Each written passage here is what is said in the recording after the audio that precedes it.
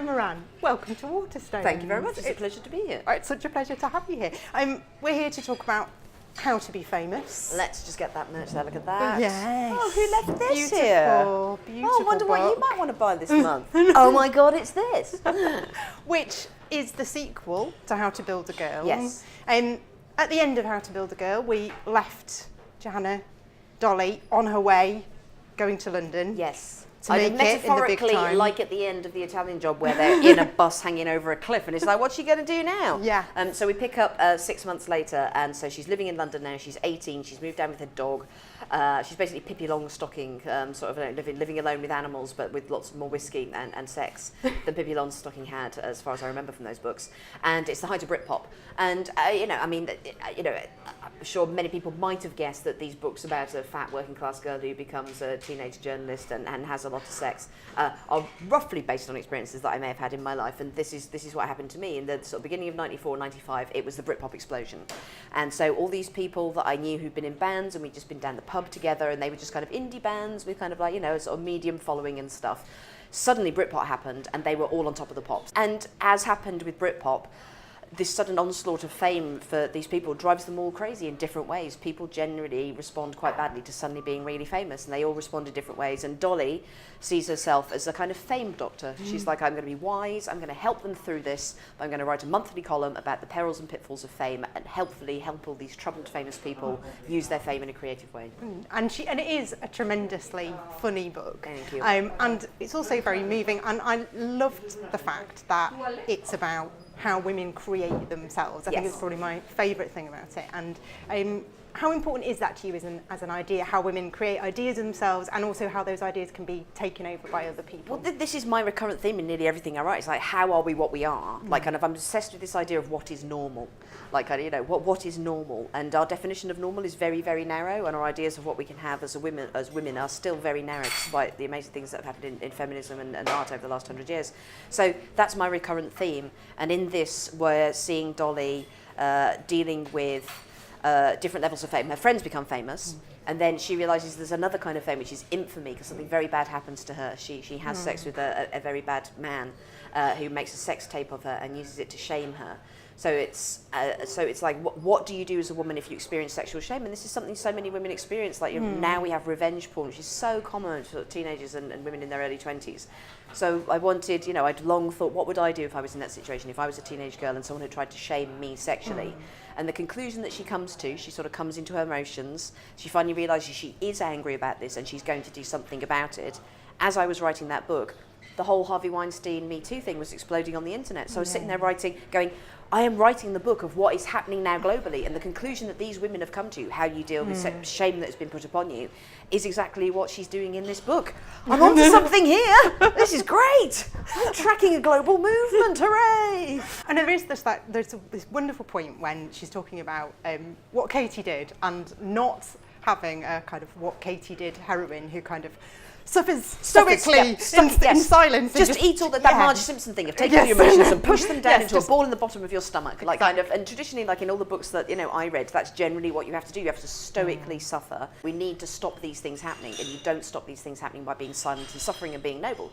You stop these things happening by talking about it, sharing your experiences, realising that they're incredibly common, and then sharing these experiences, banding together and going, well, this has to change. Yeah. This stops happening now. There will not be another generation that will feel they have to be noble. They can be angry, they can change things instead. There's a line in it when you talk about, where Dolly talks about wanting women to look at their sex lives and smile, to be able to think of their sex lives and smile. And just such a brilliant moment. And I thought that's what I would have loved to hear when I was a younger woman. It's good to hear now. What would you like your readers, perhaps particularly your younger readers, to kind of take from reading Well, this? I mean, a huge element of it was about the sex, because sort of like when you read the statistics now about how young people learn about sex now, it's in the high 90% that most people's the first sex that they see and the first sex education they get is watching pornography. And what you need to have when you're watching pornography is a caption underneath that reminds you, this isn't sex. This is some people at work. This is their office, their orifice. Like, kind of, these are people, but this isn't sex. This isn't the kind of sex you're going to have, and neither should you want to. And, you know, even growing up sort of like in the 80s and 90s, like kind of generally the tone of sex in books and in TV that I watched was that sex for a particularly young woman was something they should kind of endure, almost like a war that you should get through and sort of become battle hardened and stuff and be able to cope with it. And particularly now I've got teenage daughters myself, this horrifies me. The idea that that something that should be so joyful and brilliant and fun, I mean, it's free. You know, it doesn't make you put on weight.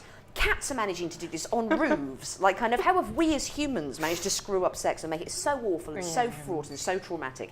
Sex should be, as a young woman, something that you think about with a joyful smile, you know, when you're looking back at your memories or thinking about what you're going to do now. So it was very important to me that I wrote lots of different kinds of sex in the book. She has bad sex with this bad man, but she also takes the virginity of a male friend, which I thought I've never read about that. Yeah, which is just a fantastic, we always really joyful. Thank you. Yeah. Well, we always read about kind of like men taking women's virginity, and I was like, well, that, you know, the first time that you have sex as a woman, that's one of the worst shags that you have.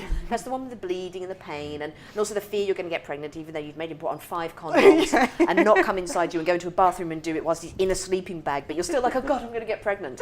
Whereas the first time a man has sex, like kind of generally, that's going to work out quite well. And like, who are you going to be as a woman doing this thing and you know, showing him this joyful thing? Yeah. And then you know, there's a big sex scene in it where I just wanted to write about the most joyful shag you could possibly have, because particularly the sex that you read or watch as a young person, it's not just where you learn about sex, that wires your brain. These become like your primary stimuli, sort of like what you see. You think that is sex, you're wired to it, it becomes into your subconscious.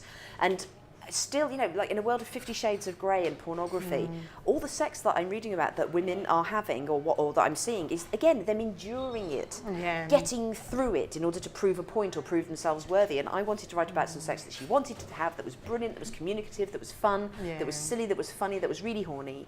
You know, my greatest hope is that just at least one teenage girl reads this and then masturbates afterwards thinking about it. If that happens, my job is done. I think fairly assured, probably. I hope so. You should have a little poster on it with like guaranteed wank friend.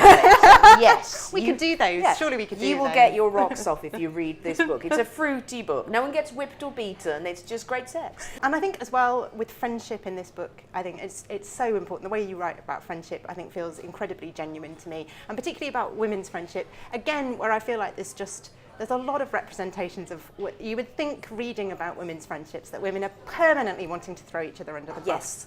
And it seems quite important to you to say, actually, we're not all doing that all the time. I mean, one of the things that I had not read about was a relationship between a younger woman and like a feminist mentor who, like, you know, who's got her own problems and is flawed in her own way and completely berserk in some ways, but like, she's an older woman, she's been through this before, she sees Dolly and she's like, I'm going to teach you how to be angry, I'm going to teach you joy, I'm going to make you jump in ponds and swim, I'm going to teach you to drink these wines, I'm going to teach you to be angry, I'm going to teach you tools of feminism that will help you analyse this situation and come into your own power. And at the end of it, rather than, you know, her feminist mentor like saving her or speaking for her, she goes, have my platform. She literally gives her the stage and says, you go now, baby, you can do this, you tell your story.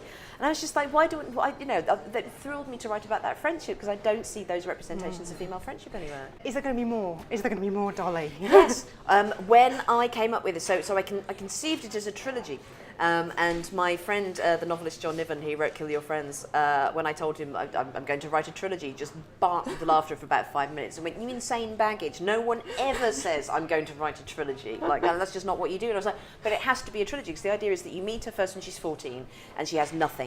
And then we see her in this book and she sort of moves to London and starts seeing how fame and power works. And then the last one is How to Change the World, which will be set in the present day. And the idea is that we're going to follow Dolly all the way through her life to the point where she goes into politics and tries to change the world. Because what I see in politics at the moment is we've returned to this idea of a ruling class. It's always the same kind of men from the same kind of schools who've done the same kind of degrees, and they all went to the same clubs, and they've all got the same ideas, and they are the ones that are our ruling class at the moment. And we had a brilliant blip in the post-war years where it was working class people who were coming up with solutions for working class people's problems. And I think so many people that I know now, they're more politically engaged than they've ever been before, but they think their future is in activism. They don't think I will go into politics. But politics is where you make legislation, is where you make change. Working class people should be looking at the situation at the moment going, I want to be in power. I want to be in the room where I make the votes. I want to draft legislation. And so I wanted to write a story about a girl that any girl could read, a girl that comes from a background like mine, a read it and see her go from nothing to this and go, well, I could do that. Yeah. This is the job for me. I should be in those rooms. I should have that power.